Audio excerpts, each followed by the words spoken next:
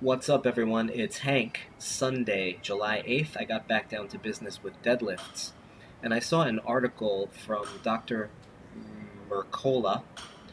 If you don't know him, he's what I consider a pretty good source of information related to the medical, pharmaceutical industries, and health and nutrition in general. He has an article, Whole Foods Withdraws Promise to Label GMOs. Story at a glance. In 2013, Whole Foods said that, I'll just paraphrase, that they were going to require all of their products were going to be labeled to indicate if they contain GMOs. And the labeling policy was supposed to go into effect September 1st, 2018.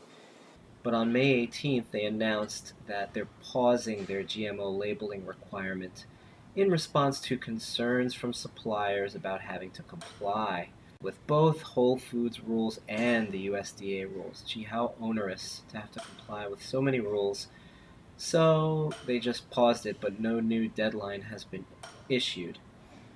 So a lot of these GMO-containing foods will remain unlabeled because Whole Foods, if they just adopt USDA rules, the USDA rules only require products that were created through what they call transgenesis, which basically means they splice genes from two different types of organisms together.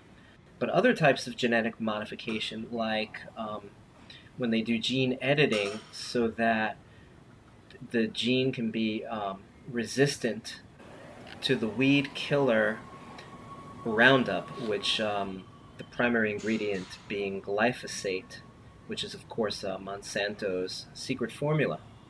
So those crops, they genetically engineer them to be resistant to this glyphosate, and then that way they can be doused in it.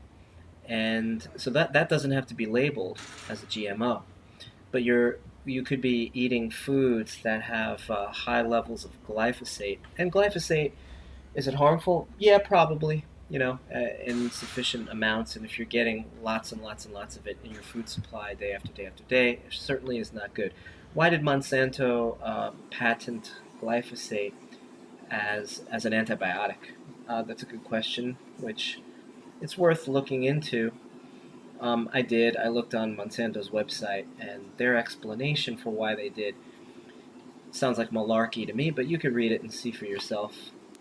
Meanwhile, in another Dr. Mercola article from 2016 titled Monsanto is Inside Everything, it says, glyphosate is now showing up virtually everywhere in blood and urine samples, breast milk, drinking water, and more.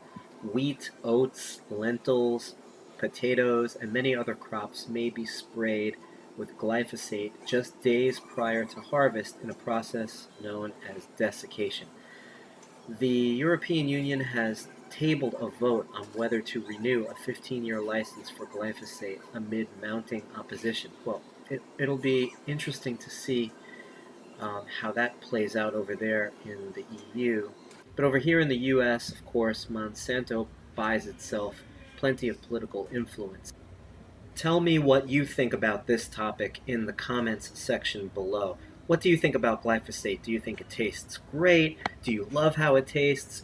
Or do you just hate the taste of glyphosate?